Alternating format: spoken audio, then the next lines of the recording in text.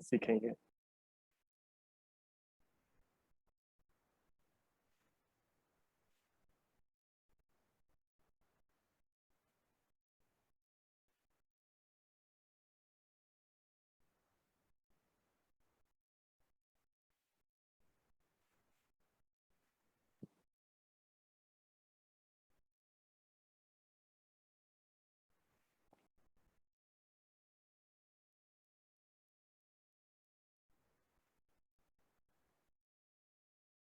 आज बहुत सारे लोग क्या एकेडमी नहीं गए क्या?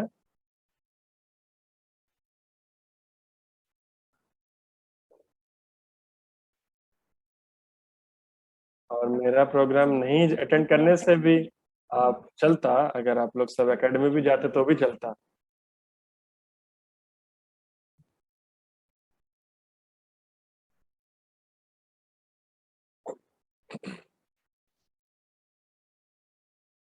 और मैंने आज सुना कि जो डॉक्टर लोग हैं और जो टीचर्स लोग हैं और पुलिस से लोग आएंगे।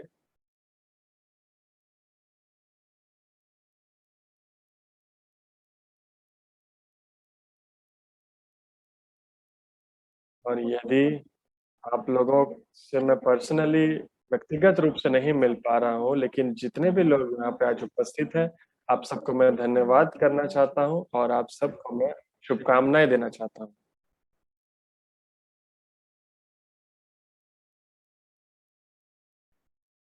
और वर्तमान सारी दुनिया में माइंड एजुकेशन का जो शब्द है, ये बहुत ही ज्यादा तेजी से बढ़ रहा है।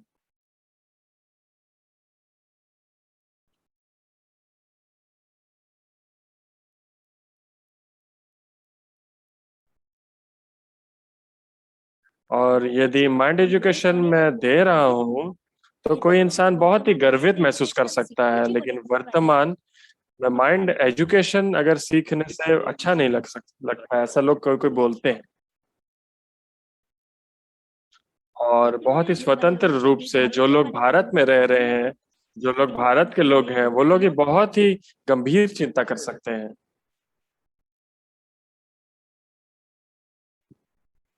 और भारत जो है वो सारी दुनिया में दूसरे नंबर पे है जनसंख्या के मामले में।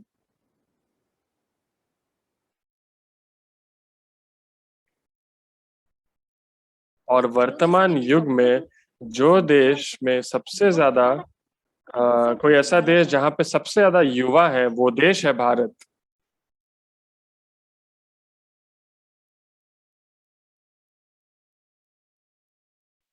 और बहुत इस दुनिया में बहुत सारे ऐसे सीईओ हैं, प्रसिद्ध सीईओ जो कि भारत से हैं।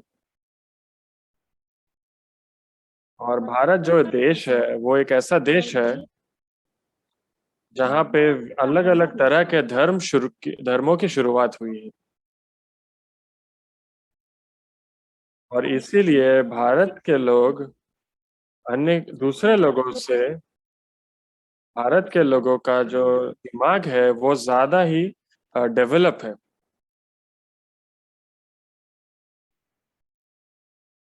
तो जो माइंड एजुकेशन जब हम लोग करते हैं, तो इस जब हम ऐसे बोलते हैं कि हम इसको कर रहे हैं, तो बहुत से अलग अलग तरह के हमारे मन में सोच आ सकती है। और जिस वक्त मैंने कहा कि मैं आप सबको माइंड एजुकेशन दूंगा, अगर मैं ऐसा कहूँ तो आप कह सकते हैं कि आप कौन है जो आप हमें माइंड एजुकेशन देंगे।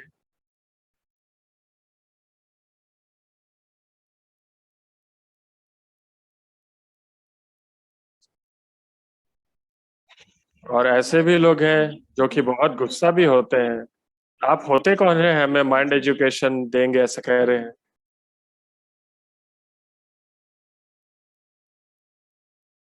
और हमारी जो समस्या है वो यहीं पे ही शुरू होती है।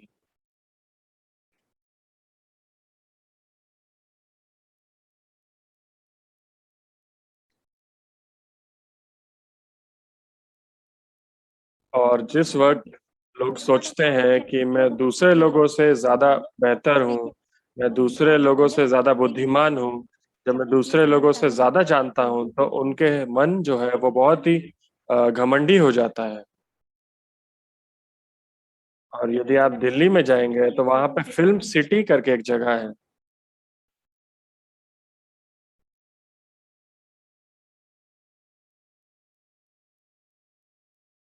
और यदि आप वहाँ पर जाएँगे, तो वहाँ पे बहुत सुंदर और बहुत ही कम उम्र के लड़कियाँ आपको मिलेगी वहाँ पे जो कि मूवी एक्ट्रेस बनने के लिए वहाँ गई होती हैं।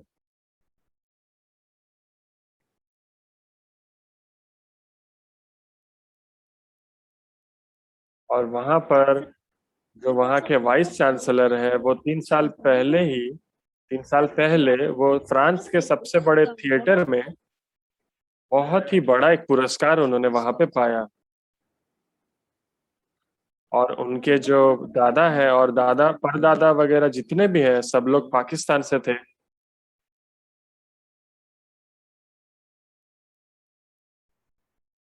लेकिन वर्तमान रूप में वो दिल्ली में बहुत ही प्रसिद्ध एक इंसान है।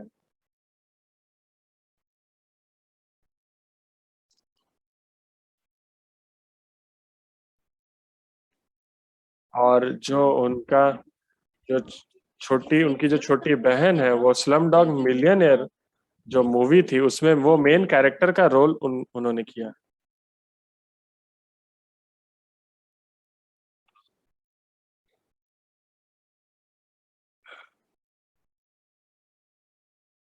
और जो कि मिस्टर मार्वर है, जो कि वहाँ के वाइस चांसलर हैं, उनके जो बेटे हैं, वो भी एक बहुत ही प्रसिद्ध एक्टर हैं।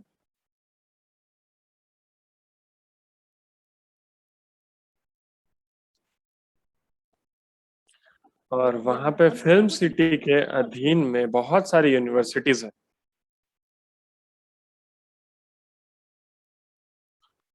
और उनके साथ जो मीडिया है, वो करीब-करीब 100 अलग-अलग मीडिया उनके साथ काम करती है। और ये एकदम हॉलीवुड के जैसा ही है और बहुत ही एक बड़ी महान जगह है वो। और उनके साथ मैं बहुत ही करीब था।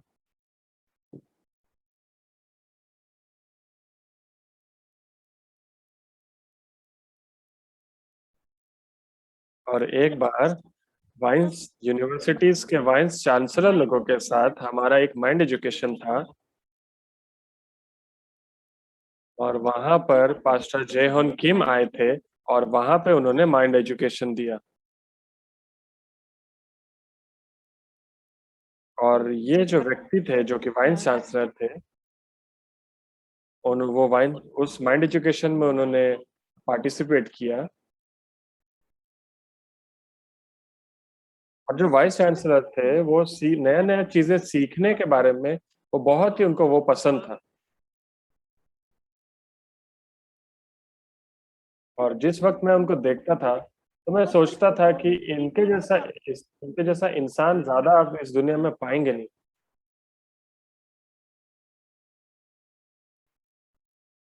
क्योंकि इन मुझे सीखने का मन है, ये ऐसा हृदय हर एक के पास नहीं है।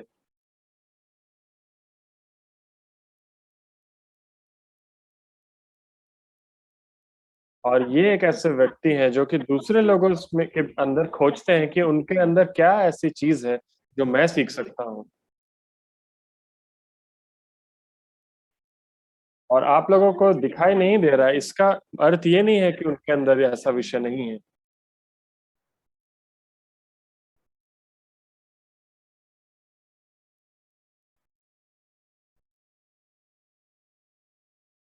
और पहले लोग ऐसे बोलते थे कि कुछ अगर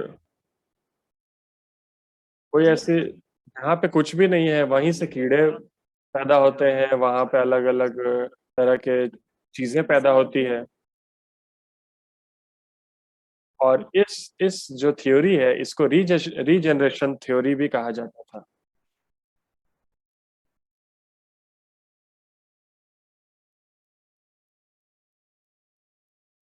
लेकिन इस दुनिया में जब लुईस पास्चर जब जन्म नहीं लिए थे, उसके पहले की बात है ये।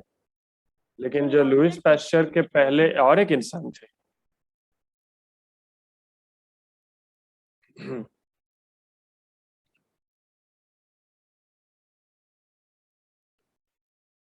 और ये जो इंसान थे वो बहुत ही एक साधारण मनुष्य थे।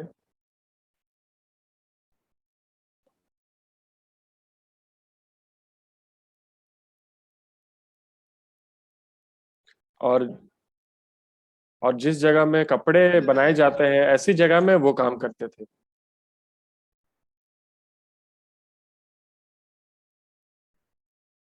और ये व्यक्ति जो थे उन्होंने माइक्रोस्कोप को बनाया।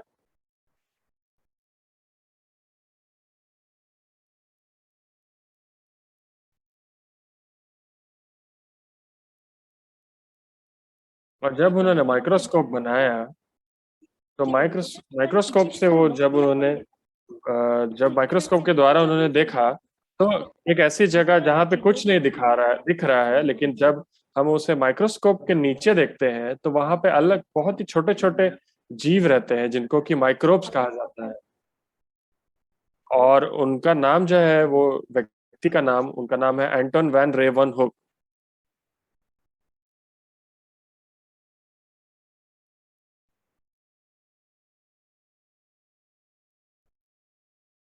और जिस वक़्त जब उन्होंने माइक्रोस्कोप का आविष्कार किया, तो उसके बाद बौद्ध जो धर्म है, उसका अंत होना ज़रूरी था।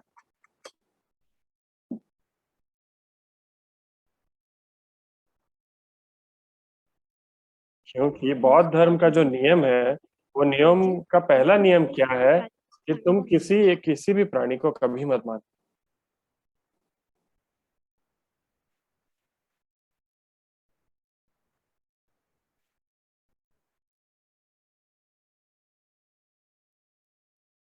लेकिन यदि आप एक घुट पानी भी पिएंगे, तो एक घुट पानी के अंदर भी बहुत सारे हज़ारों माइक्रो बॉडीज़ जो हैं, वो मर जाते हैं। लेकिन ये इस इंसान को इसके बारे में कभी नहीं पता था।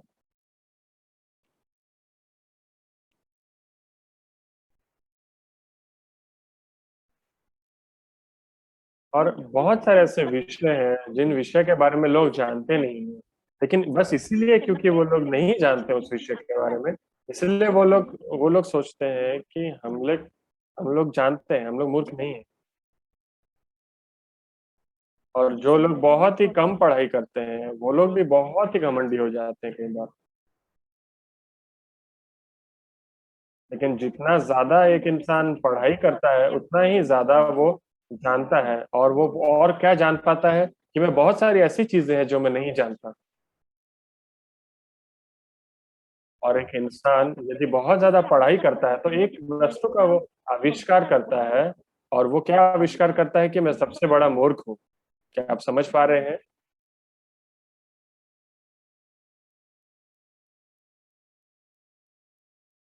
वॉरेन बफेट बोल के एक व्यक्ति है जिनकी उम्र है 90 साल।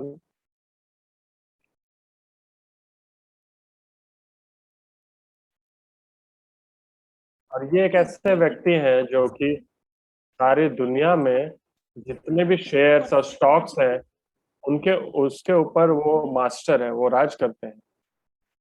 और उनके पास बहुत ज्यादा पैसे हैं, बहुत ज्यादा धन संपत्ति है उनके पास।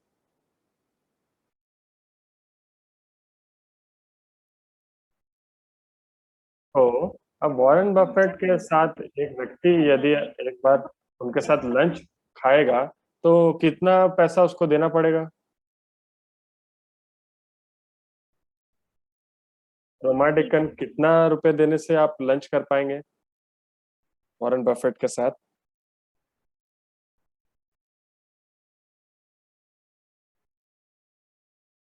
कम से कम 5 लाख देना पड़ेगा क्या?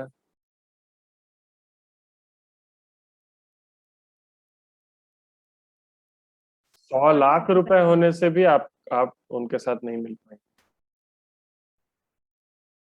आश्चर्य की बात है ना?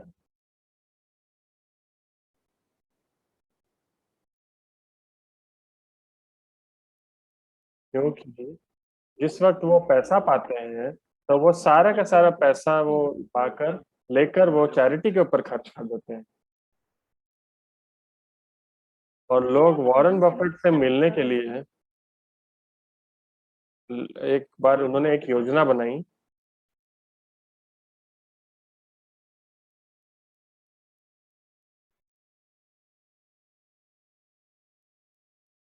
और यदि कोई इंसान वॉरेन बफेट से मिल पाएगा और एक फोटो भी अगर उठा पाया, और यदि वो उस फोटो को भी बाहर ऑक्शन में बेचेगा, तो उस एक फोटो का भी जो कॉस्ट होगा, प्राइस होगा, वो हजार लाखों से भी ज्यादा होगा।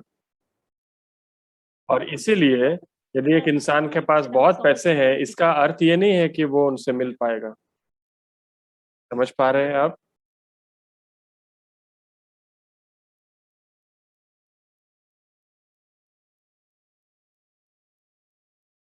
और इसीलिए वॉरेन बफेट को मिलने के लिए जो व्यक्ति उनसे मिलना चाहता है, वो उनके पास पैसा होना जरूरी है, उनके पास एक बड़ी उपाधि होना जरूरी है, और बहुत सारी योग्यताएं हैं जो एक इंसान के पास होना जरूरी है यदि वो वॉरेन बफेट से मिलना चाहता है।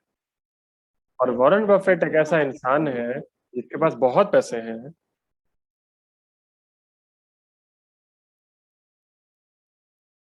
और एक लेडी सेक्रेटरी थी जिन्होंने उनसे एक बार एक सवाल पूछा, सर आपके पास बहुत सारे पैसे हैं ना, आप बहुत अमीर है ना,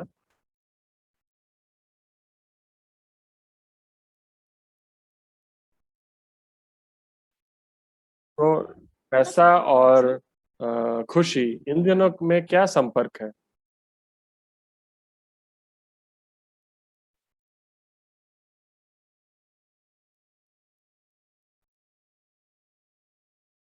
और उस वक्त वॉरेन बफेट ने उनको उत्तर दिया, तुम जब मेरे उम्र के हो जाओगी, तब तुम समझ पाओगी कि मेरे पास बहुत पैसा हो है, तो मैं बहुत इसलिए मैं बहुत खुश हूँ, ऐसा बात नहीं है।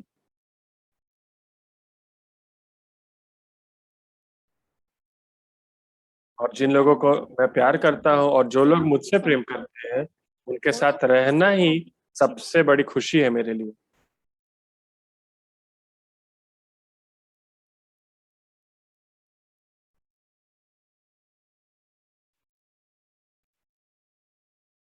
और इसीलिए वॉरेन बफेट ने मुझसे कहा कि पैसा एक कोई ऐसी चीज नहीं है जो कि जिसको कि आप खुशी के बदले बदल सकते हैं।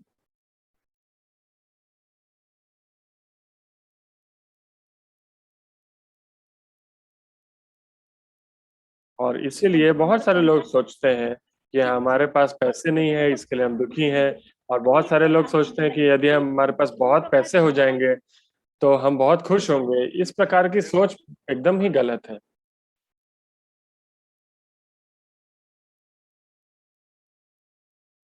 और जो लोग सोचते हैं कि यदि मेरे पास कुछ पैसे होंगे तो मैं बहुत खुश होऊंगा, ये जो सोच है वो मनुष्य की सोच है।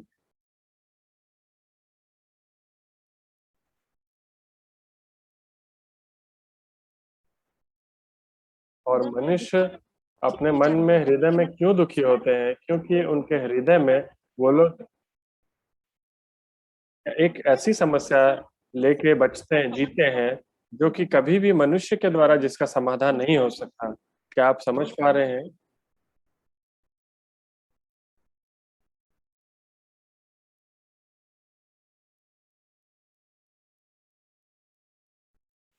और इसीलिए मनुष्य के हृदय में जो भी कोई चिंता है, जो भी कोई सोच है, उस हर एक विषय को समाधान करने की जरूरत नहीं है, लेकिन उसको भूलने की, छोड़ने की जरूरत है।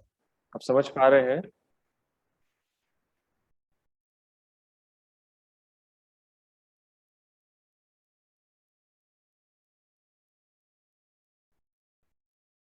और यदि लोगों के मन में बहुत ही ज्यादा आनंदित रहना चाहते हैं अपने जीवन में, लेकिन उनके जीवन में ऐसी तरह की समस्याएं हैं जिनकी जिसके जो सलूशन है वो उनके खुद के द्वारा नहीं हो सकता, इसलिए वो अपना जीवन को खुशी से नहीं जी पाते।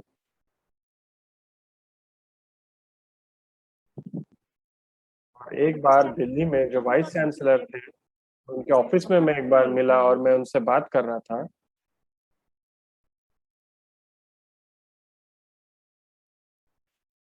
और उन्होंने मुझसे पूछा कि आपकी फिलॉसफी क्या है, आपके सोच विचार कैसे हैं?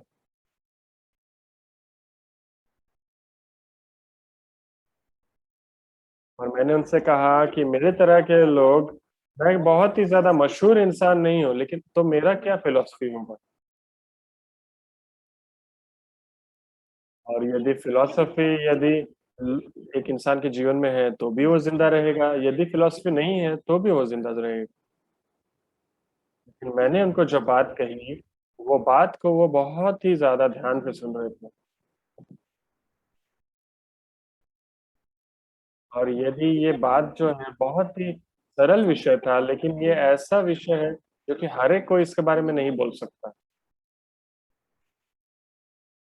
और उनको मैंने एक सेंटेंस में मैंने कहा, मेरी जो मूर्खता है, वो मेरा ज्ञान है। वो आश्चर्यचकित हो गए।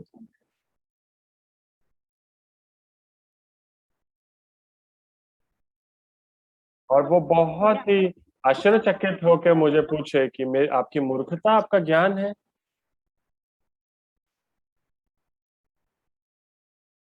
और मैंने उनसे कहा यदि मैं जानूँगा कि मैं मूर्ख हूँ और जितना मूर्ख मैं अपने आप को जान पाऊँगा, देख पाऊँगा, समझ पाऊँगा, उतना मैं ज़्यादा बुद्धिमान हो पाऊँगा।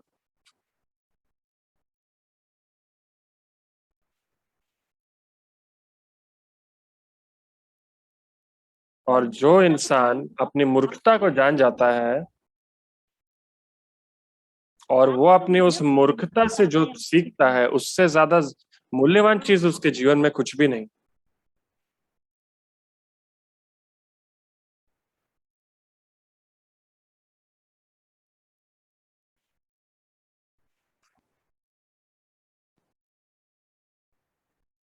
और ये इंसान जब अपने जीवन में जीते हैं, तो वो कहते हैं मुँह से कि हम अपने आप को नम्र कर रहे हैं।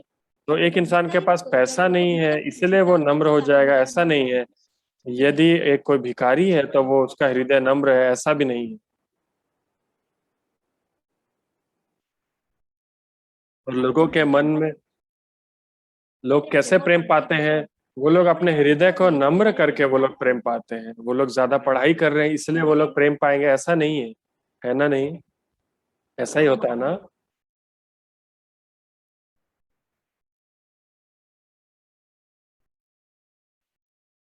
और जो लोग अपने हृदय में अ, नम्र होते हैं, वो लोग छोटी-सी वस्तु को बड़े चीज़ के बारे में करके वो ग्रहण करते हैं। और यदि उनके पास कोई छोटी-सी चीज़ भी उनको दी जाती है या उनके पास होती है, तो उस छोटी चीज़ के लिए भी वो बहुत ही ज़्यादा धन्यवादित होते हैं।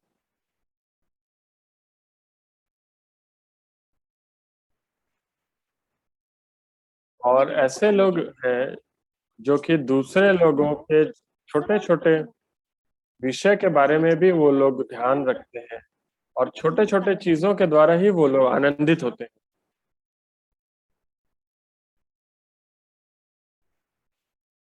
और आप एक इंसान को कैसे खुश कर सकते हैं, यदि वो इंसान आपके पास मिलने आ रहा है और जब आप उस इंसान को खुशी के साथ मिलते हैं, उस वक़्त वो इंसान खुश हो पाता है या नहीं? और यदि आप कार में दूर जगह के लिए आप ट्रैवल कर रहे हैं और ड्राइविंग सीट आप छोड़कर 3 सीट बाकी हैं और आप जिस किस इंसान को सबसे पहले अपने कार में बिठाएँगे? और यदि आपके पत्नी है या आपके पति हैं, तो आप सबसे पहले उन्हीं को अपने पास बिठाना चाहेंगे।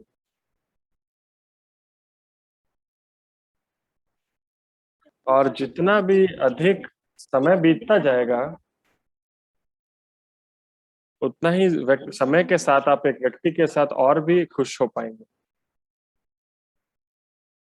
और लेकिन ऐसे भी लोग हैं इस दुनिया में, जो जिसके साथ आप कभी भी कार में एक साथ बैठना नहीं चाहेंगे। ऐसे लोग हैं या नहीं?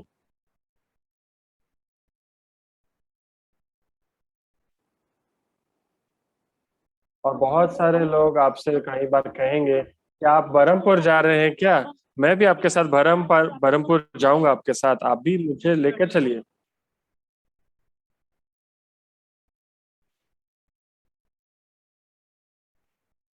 लेकिन यदि आपको उनको लेने की इच्छा नहीं होगी, तो आप क्या बोलेंगे कि नहीं, नहीं, नहीं हो पाएगा, मैं किसी और से मिलने वाला हूँ आगे, तो मैं इसलिए आपको लेके नहीं जा पाऊँगा। लेकिन वो अपना कार जो है वो खाली ही लेके जा रहा होगा।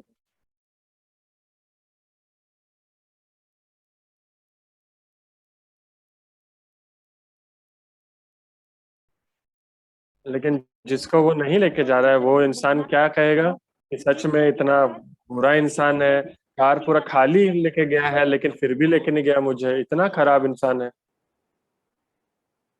और मैं भी तुझसे भी ज्यादा मैं अच्छा कार खरीदूंगा। और जो इंसान उस इंसान को कार में नहीं लेके जा रहा, वो बुरा नहीं है। लेकिन क्या जानना आवश्यक है कि वो इंसान आपको पसंद नहीं करता।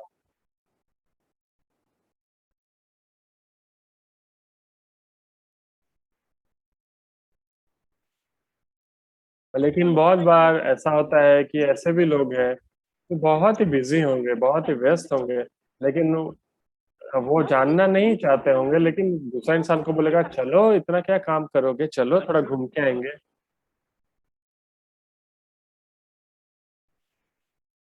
नहीं, नहीं, इनको इतना जबरदस्ती क्यों कर रहे हैं, उनको लेके जाओ, ये तो व्यस्त है।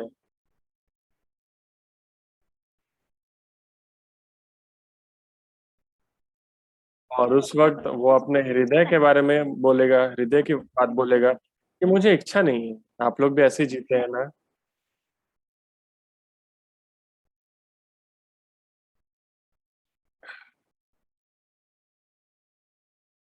और आप लोग भी अन्य विषय के बारे में आप क्या सोचते हैं? यदि उस दूसरे इंसान का भी आपकी तरह ही हृदय है, तो आप कितने दयनीय लोग हैं, है ना?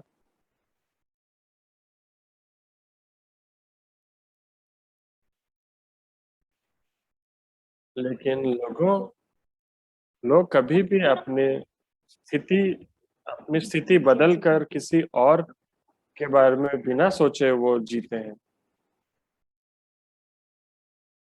और यदि मैं अभी माइंड एजुकेशन दे रहा हूँ, तो आपको अच्छा लग रहा है क्या?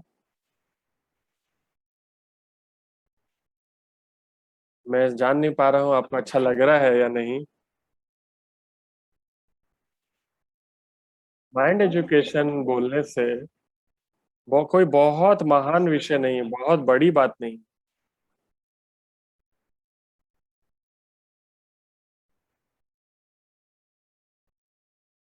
और लुइस पास्चर जो है, उन्होंने स्पॉन्टेनियस जनरेशन थ्योरी का जिन्होंने आविष्कार किया, वो एकदम ही गलत थ्योरी थी। समझ पाए आप?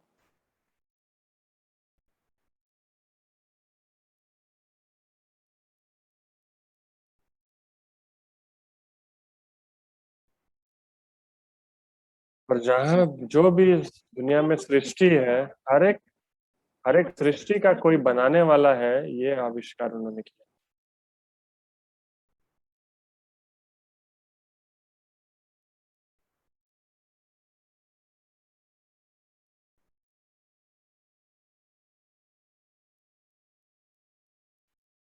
और लोगों के मन में इतने लोग इतने दिन तक जो चीज गलत थी, उसको वो लोग सच मानकर जी रहे थे।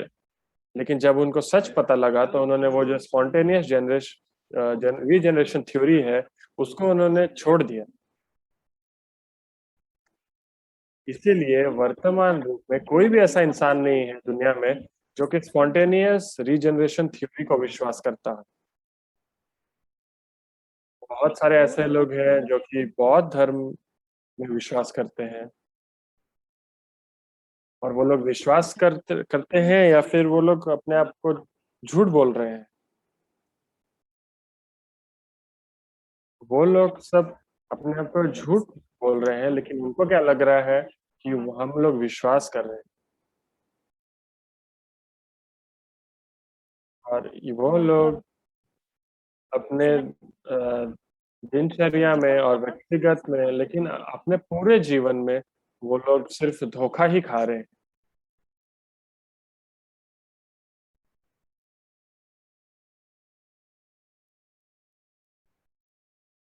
और मैं सोच रहा था कि मैं आप सबको बाइबल के बारे में कुछ कहूंगा, लेकिन मैं आपको सिर्फ बाइबल के बारे में नहीं, लेकिन सिर्फ माइंड एजुकेशन देख के आज मैं समाप्त करूंगा।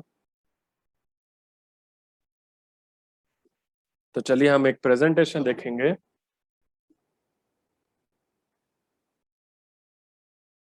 क्या आप लोग सब ये फोटो देख पा रहे हैं?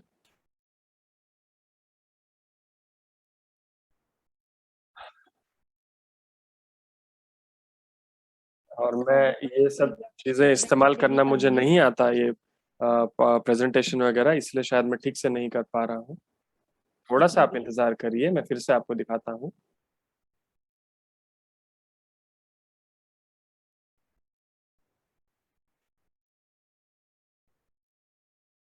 अभी आप मेरा चेहरा देख पा रहे हैं? देख पा रहे हैं?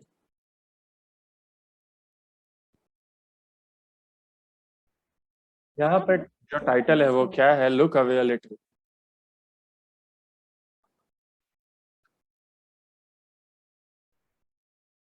और इसका अर्थ ये क्या है कि अपना अपने जो नजर है वो थोड़ा सा आप इधर उधर दूसरी तरफ करिए। और वर्तमान आपके सामने जो फोटो है, ये फोटो जो है वो कोरिया का है। और जिस वक्त ये सर्दी से पहले का समय है, जब पत्ते जो है वो झड़ने लगते हैं, उससे थोड़े पहले का समय है। और सर्दियों से पहले जो मौसम है उसको वो मौसम ये है, पतझड़ का मौसम भी इसे कहा जाता है।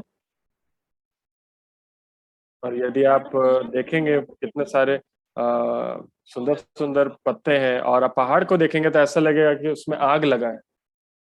लेकिन जब मैं अभी ओमान में आके रह रहा हूँ, तो ओमान एक ऐसा जगह है जहाँ पे कुछ भी नहीं है।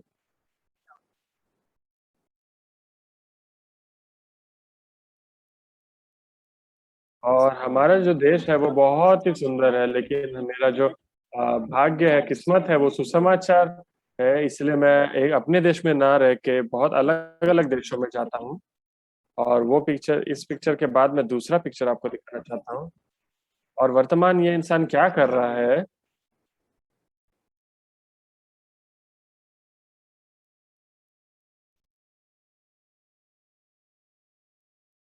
और इस इंसान ने क्या कहा कि मुझे एक ऐसा लिवर जी दीजिए, एक डंडा जैसा दीजिए, और एक फलक्रम दीजिए जहाँ पे मैं उसको बैलेंस कर पाऊंगा, तो मैं सारी दुनिया को हिला सकता हूँ।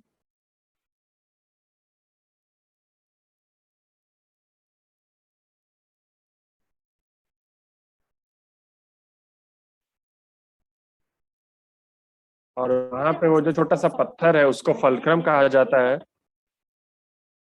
कोई ऐसा वस्तु जहाँ पे आप लिवर को बैलेंस कर सकते हैं। और लिवर के दूसरी तरफ जो वस्तु है उसको उठाने के लिए हम लोग इस फलक्रम का, लिवर का इस्तेमाल करते हैं। यहाँ पे आप देखेंगे एक बहुत लंबा डंडा है, रॉड है।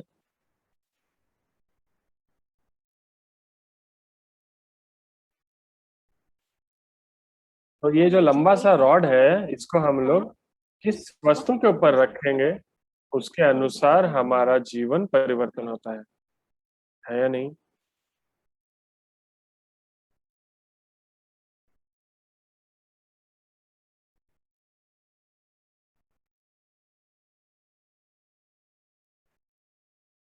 तो ये जो फलक्रम है, तो फलक्रम आप कहाँ पे रख रहे हैं?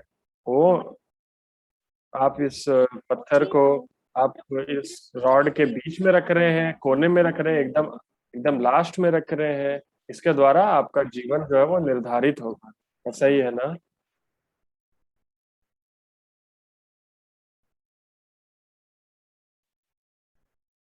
और लोग अपने जीवन जब जीते हैं, तो वो लोग ऐसे ऐसे लोग हैं जो कि बहुत ही निराशाजनक, थका हुआ जीवन जीते हैं। और दूसरे तरह के लोग हैं जो कि बहुत खुशी से और आराम से अपनी जिंदगी जीते हैं। समझ पा रहे हैं?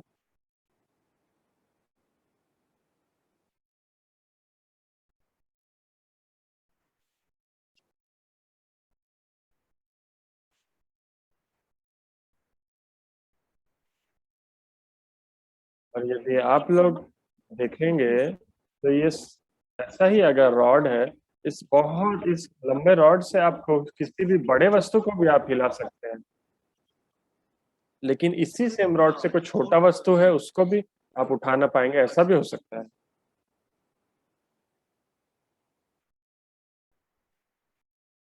और इसीलिए ये जो फलक्रम है, यानी ये जो पत्थर है, ये पत्थर के करीब अगर ये वजन होगा और मेरा जो बोझ है वो कम हो जाएगा।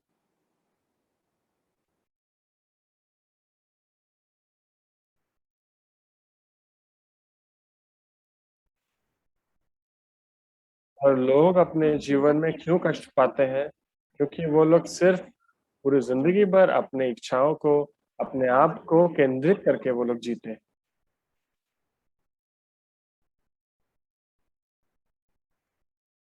और यदि आपके पास बहुत कष्ट भरी परिस्थिति है, लेकिन ऐसे भी आपके यदि आपके पास कोई ऐसा व्यक्ति है जो कि आपकी उस समस्या को उठा सकता है, तो आपकी वो जो समस्या है वो फिर समस्या नहीं रहेगी आपके लिए। और पहले पहले आप लोगों ने शायद ऐसा फोटो पिक्चर पहले देखा होगा। और ये जो है तीनों मछलियां एक ही प्रजाति की मछलियां हैं। और एक्वेरियम में यदि वो बढ़ेंगी तो सिर्फ 9 सेंटीमीटर बड़ी होंगी। और तालाब में अगर बढ़ने देंगे तो वो सिर्फ 25 सेंटीमीटर बढ़ेगी। और यदि आप बड़े समुद्र में उसको बढ़ने देंगे तो 120 सेंटीमीटर तक वो बढ़ सकती है। तो आप लोग भी क्या सोच रहे हैं?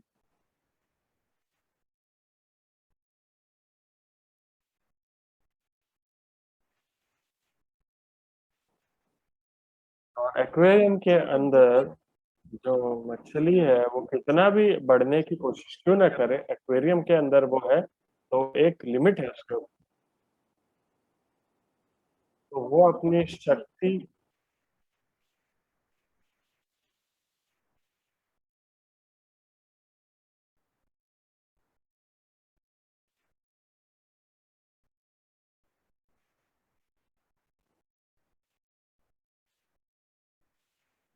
और अनेक बार ऐसे भी लोग हैं जो कि क्या सोचते हैं कि मैं क्या सोचता हूँ, और अपनी सोच के द्वारा वो बंधे होते हैं।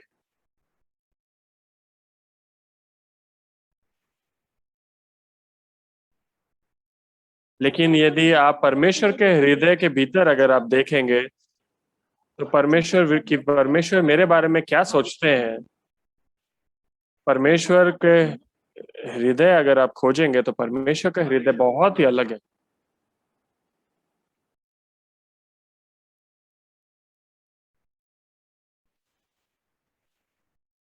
और यदि आप अपने आपके साथ जो लोग रह रहे हैं, वो लोग सब अगर सब अगर बोलेंगे कि छोटी मछली के जैसे ये क्यों नहीं बढ़ पा रहा है, तो मैं तो एक ही वही डॉक्टर हूँ, लेकिन मेरे पास पेशेंट क्यों नहीं आ रहे हैं?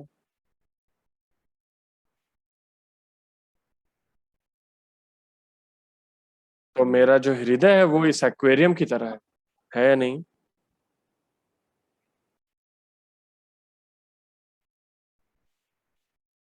और कितने लोग ऐसे भी हैं जिनके अधीन आप लोग बहुत अच्छे से बढ़ सकते हैं,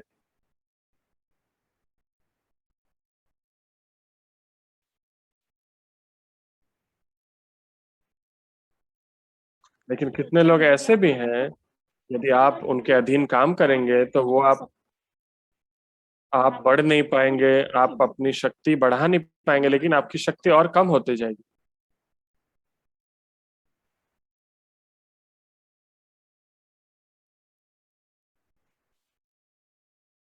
और एक फैमिली में, एक परिवार में एक बच्चों को कहा गया कि तू जानता है तेरे उम्र के जो बच्चे हैं और दूसरे परिवार के बच्चे सिविल सर्वेंट बन गए।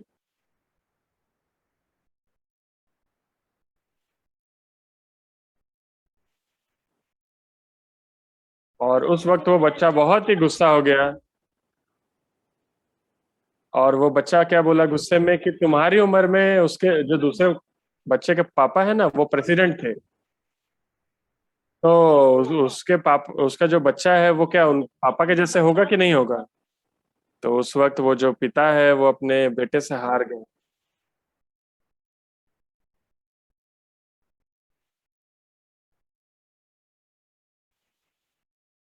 लेकिन कितने ऐसे भी परिवार हैं जिनके माँ जो है वो अब स्कूल भी नहीं पढ़े लेकिन उनके बच्चे बहुत अच्छे से पढ़ते हैं। वो लोग पढ़े लिखे नहीं है लेकिन उनका जो मन है, माइंड है, वो एकदम अलग है।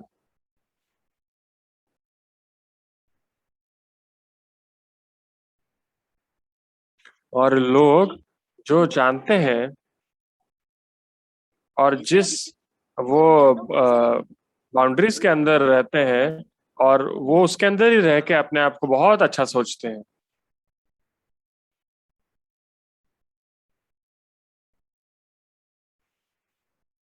और इसका अर्थ क्या है कि वो जो इंसान है उसने शिक्षा पाई है।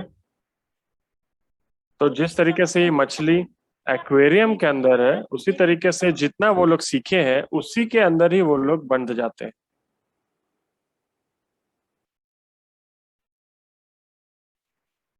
और इसीलिए ऐसे लोगों को अपनी शक्ति को बदलने की जरूरत नहीं, लेकिन सिर्फ और सिर्फ अपने आसपास के माहौल को बदलने की जरूरत है। और यदि एक बहुत ही छोटा फोटो है लेकिन ये छोटा सा फोटो भी आप सबको बनाता है ताकि आप सोच सकें।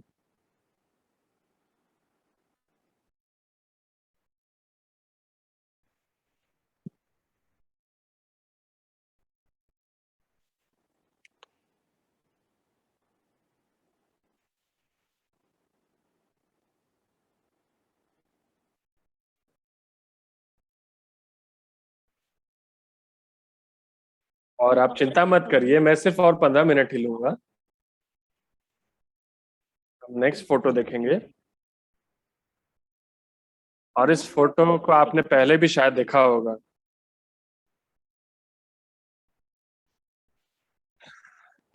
और यहाँ पे जो दो लोग उस पेड़ के पास खड़े हैं वो लोग दोनों अ, एक ही स्कूल में एक ही साथ पढ़ते थे। और जिसकी जो दाढ़ी एकदम सफेद है वो एक ऐसा इंसान है जो कि स्कूल में बिल्कुल भी अच्छी पढ़ाई नहीं करता था। लेकिन उसके पास जो इंसान खड़ा है वो बहुत ही बुद्धिमान और बहुत ही अच्छी पढ़ाई करता था।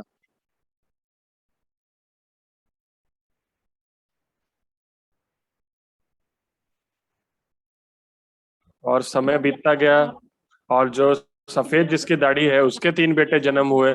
और उसके पास जो इंसान खड़ा है उसके भी 3 बच्चे पैदा हुए।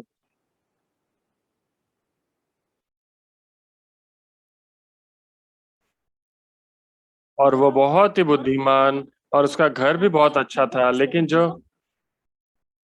लेकिन उसका जो जीवन था वो बहुत ही गरीब जीवन था।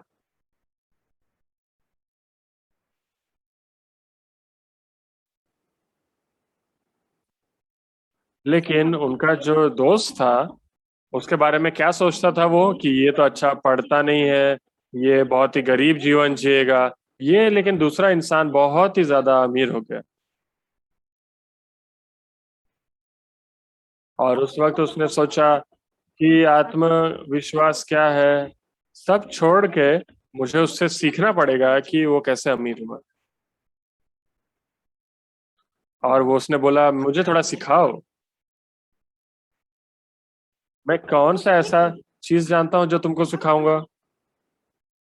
नहीं, तुम ऐसा बात मत बोलो, मुझे दया करके मुझे कुछ सिखाओ। ओहो, अच्छा अच्छा, तो चलो मेरे घर चलो। मैं और बच्चों कोई है घर पे। और पिताजी के दोस्त आए हैं और सबने उनको नमस्कार, सब नमस्कार करो उनको। मौसा नमस्ते।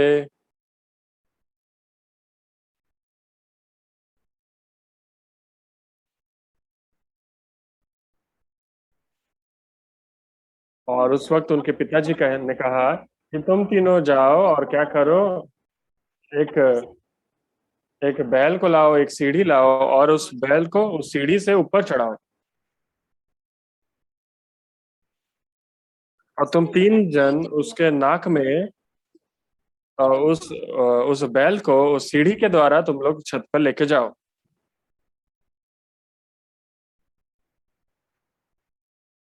और ये जो बुद्धिमान दोस्त था वो सोचने लगा कि नहीं, इसकी बुद्धि है कि नहीं, इसके दिमाग है कि नहीं, ये क्या बोल रहा है।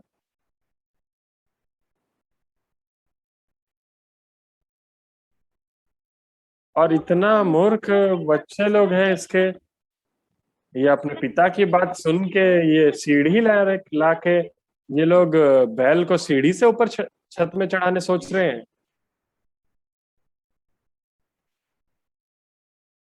और वो जो बैल भी जो है वो बहुत ही इतना उसका वजन है, वो बैल का भी इतना कुछ वजन नहीं है, ये बैल कैसे ऊपर चढ़ेगा सीढ़ी से और ऊपर जाएगा।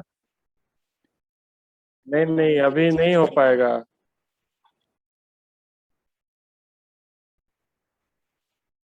और ये जितना भी कोशिश करने से ये जो बैल है वो मैं करके बोल रहा है।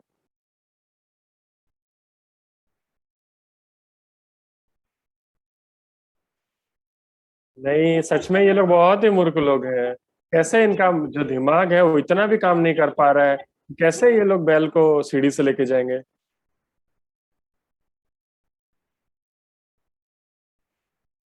और उस वक्त उसके पिता ने कहा कि बहुत कोशिश की तुमने, लेकिन अब रहने दो, तुम छोड़ दो, तुम जाके नहाओ और आराम करो। हाँ पिताजी, धन्यवाद।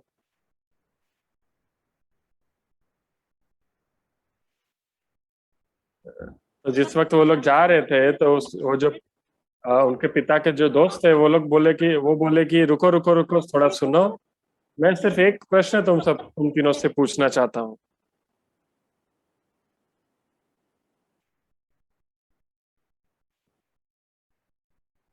तुम लोग वो सीढ़ी के द्वारा उस बैल को तुम लोग चढ़ाने वाले थे, इसका कुछ मतलब बनता है क्या? तुम लोग अभी उस बैल को इस सीढ़ी के द्वारा तुम लोग चढ़ाना चाहते हो, कुछ मतलब बनता है क्या इसका? लेकिन उसके बच्चों ने क्या कहा?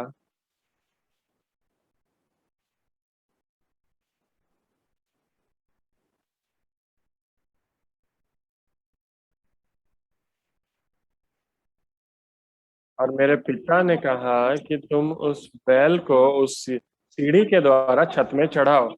हमारे पिता ने कहा, कभी नहीं कहा, मैंने जो कहा वो मूर्खता की बात है या फिर बुद्धिमानी की बात है, ये तुम डिसाइड करो, ये मेरे पिता ने कभी नहीं कहा। तो मौसा, क्या आपने सुना कि मेरे पिता ने कहा हो कि मैं बुद्धिमान हूँ कि मूर्ख हूँ, ये तुम लोग डिसाइड करो। और इसलिए मैं हमारे पिता ने जब हमको कभी भी नहीं कहा कि तुम सोचो कि मैं मूर्ख हूँ या फिर बुद्धिमान हूँ, इसलिए हमने हमारे पिता की बात को कभी भी नहीं सोचा कि वो बुद्धिमान है कि मूर्ख है। तो इसलिए आप क्यों ऐसे किए?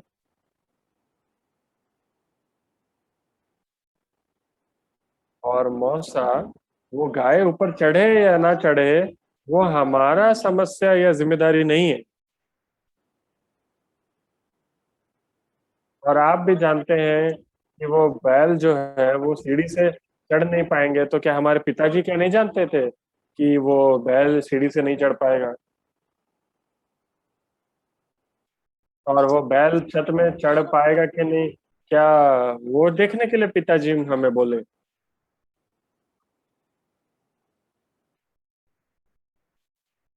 हमारे पिता जो है वो हमारे हमें अपने बेटों को बहुत प्रेम करते हैं, इसलिए हमें कभी भी परेशान करने के लिए कोई चीज नहीं बोलते।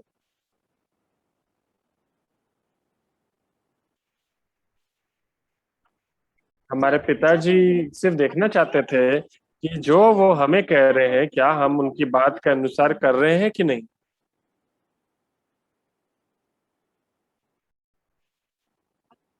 और इसीलिए वो जो मौसा थे वो और इसलिए मौसा आप अपने आप को सिर्फ अपने बारे में सोचकर आप अपने आप को बुद्धिमान समझकर आप मत जीवन जिए।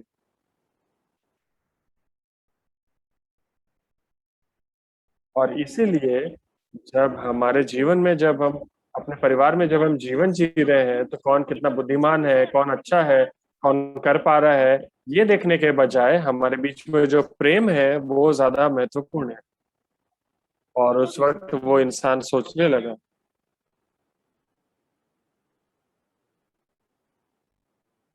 और मैं यदि समान बात अगर मैं अपने बच्चों को बोलूंगा तो मेरे बच्चे क्या बोलते हैं। और वो लोग तो सुनते भी नहीं और ये शाम तक कुछ सोचते भी नहीं और ये भी नहीं सोचते कि मेरे पिता ने मुझसे क्यों कहा। और वो लोग मुझसे क्या कहते हैं कि पिताजी, हमारे पिताजी जो है पागल हो गए।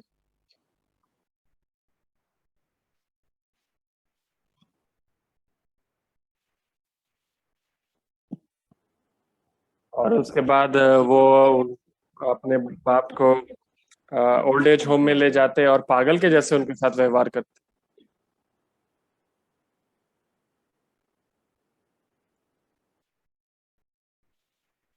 और इस दुनिया में भी बहुत सारे ऐसे लोग हैं जो कि बहुत बुद्धिमान हैं, चतुर हैं, और जो अपने बुद्धि से हर चीज करना चाहते हैं, लेकिन उनके बजाय ऐसे भी लोग हैं जो कि हृदय के अनुसार और हृदय की गंभीरता के द्वारा वो लोग हर काम करते हैं।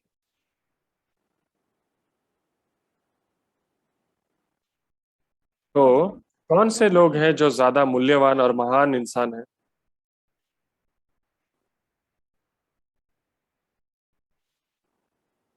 और जो लोग हृदय को ग्रहण करते हैं, अपने हृदय के बारे में बोल पाते हैं, और वही जो है अपने परिवार में विश्वास करते हैं, भरोसा करते हैं।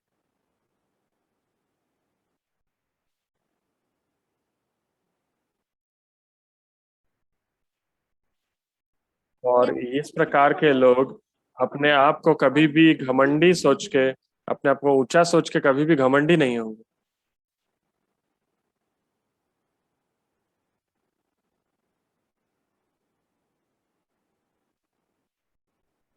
और इस पिक्चर में आप देख पा रहे हैं कि ये पिक्चर आप पहले कहीं देख चुके हैं ऐसा लग रहा है ना। यदि आप पूर्व काल में देखेंगे तो मिस्र जो देश था वो बहुत ही एक शक्तिशाली देश था।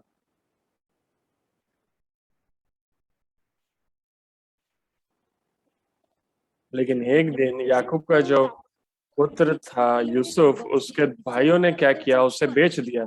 और वो जो यूसुफ है वो मिस्र देश पहुंच गया है।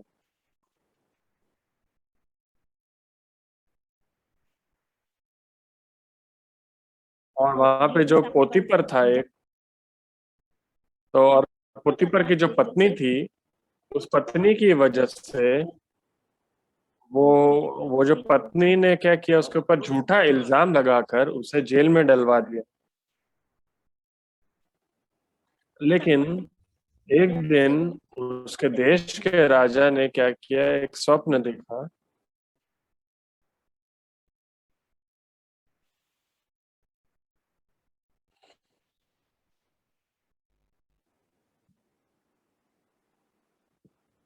और पहले वो देख रहा है, और वो जो सपना है, सपने में क्या होता है कि वहां पे सात जो है वो धान की बालियां जो सूखी थी, और उसी के बाद सात जो अच्छी धान की बालियां थी, जो जो तब जो सूखी धान की बालियां थी उन्होंने जो अच्छी वाली धान की बालियां थी उनको निगल लिया। और उसके बाद उसने सपने में क्या देखा कि सात बहुत ही स्वस्थ गाय हैं, और उसके बाद सात जो बहुत दुर्बल गाय हैं, और जो कमजोर गाय थी उन्होंने उन अच्छी गायों को एकदम खा लिया। और यदि राजा जो है वो बहुत ही सोच रहा है और बहुत ही जानने की कोशिश कर रहा है, लेकिन इस स्वप्न का अर्थ वो कभी भी समझ नहीं पाया।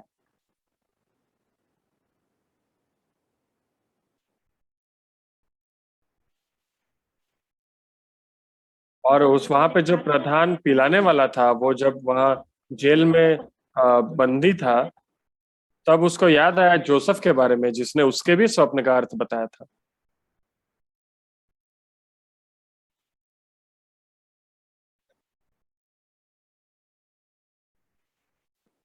और उसके बाद उसने उससे कहा कि उसने राजा को बताया कि जोसेफ करके एक लड़का है जिसने मेरे स्वप्न का ही अर्थ का भी अर्थ बताया, और जो उसने अर्थ बताया मेरे जीवन में भी ऐसा ही हुआ।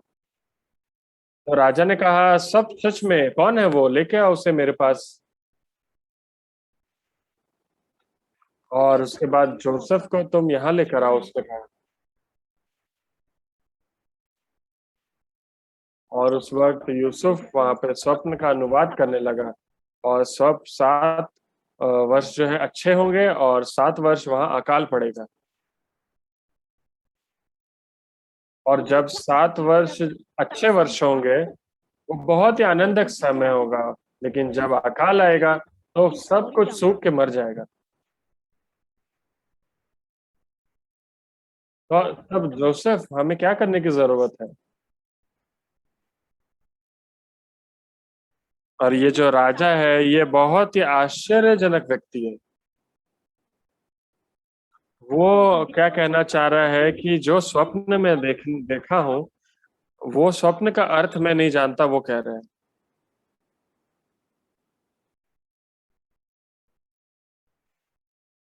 और तुम खुद भी स्वप्न देख रहा है, और मैंने भी, तू भी वो स्वप्न देखा, मैं भी वो स्वप्न देखा, लेकिन तू मेरे स्वप्न का अर्थ मुझसे भी ज्यादा कैसे समझ पा रहा है? और यदि भले ही मैं एक राजा हूं, लेकिन मैं तुझसे ज्यादा ज्ञानी कभी नहीं हो पाऊंगा। तो इसलिए मैं क्या करूंगा तो अच्छा होगा? मुझे थोड़ा इस विषय के बारे में बताओ।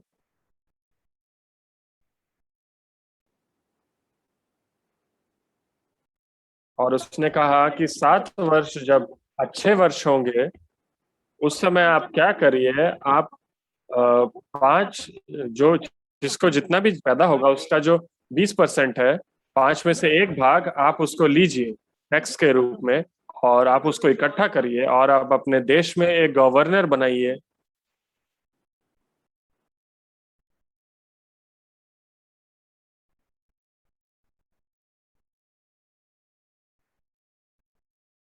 और उस वक्त फारो ने क्या कहा, वो उठा, और उसी समय ही वो उसने अंगूठी निकाली और उसमें जोसेफ को दी। और कह रहा है कि तुम्हारी तरह कौन ऐसा मनुष्य है जो गवर्नर बन सकता है?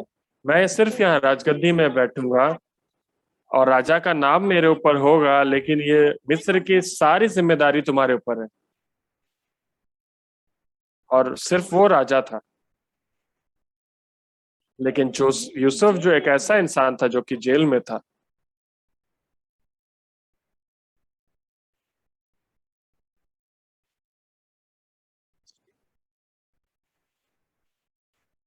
और वहां पे जोसेफ जब उस राजा को मिल रहा है, और जोसेफ जो है वो मिस्र का व्यक्ति नहीं है, वो केनान देश से आया हुआ एक यहूदी है।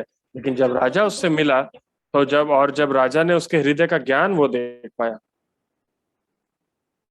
और इसीलिए राजा जो है वो एक महान राजा बन गया।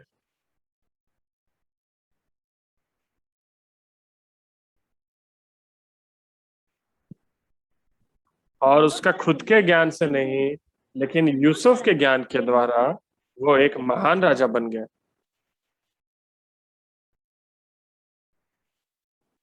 और इसीलिए आपके पास भी यदि कुछ भी नहीं है तो भी कोई समस्या नहीं है।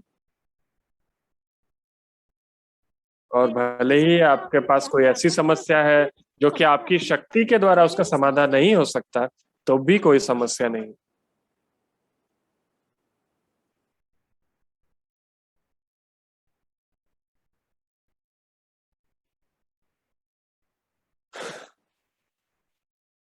और जिस वक्त समय आपके जीवन में कोई समस्या आती है, तो उस समस्या का समाधान जिसके पास है,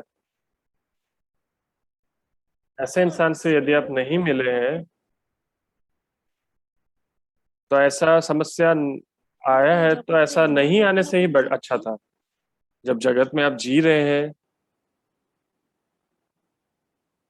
और अंत में जो लोग नरक जा रहे हैं, और जिन लोगों के हृदय में पाप है, लेकिन इस जगत में जन्म लेकर यदि कोई विषय अगर नहीं पाए हैं तो भी,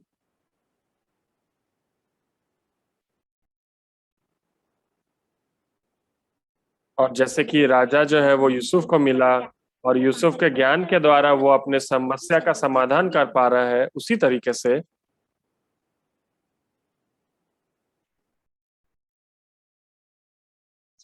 ये जो महान राजा है, जो जो महान राजा भी नहीं कर सकता, उससे भी ज्यादा अनंत काल के स्वर्ग राज्य में संतान आप बन सकते हैं। आमीन।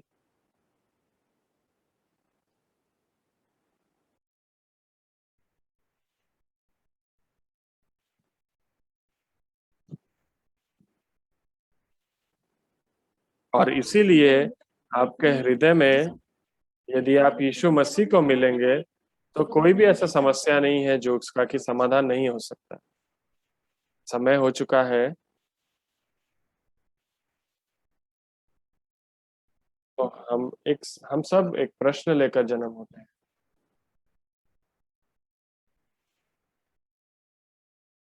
लेकिन जब मृत्यु के निकट हम पहुंचते हैं तो ऐसे लोग हैं जो कि कुछ और भी समस्याएं और प्रश्न उनके मन में रहते हैं।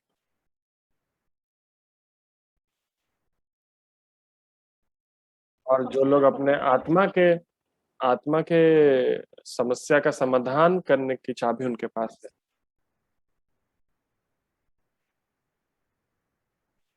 तो ये जो उनके अनंत काल की जो समस्या है उसका समाधान हो चुका है।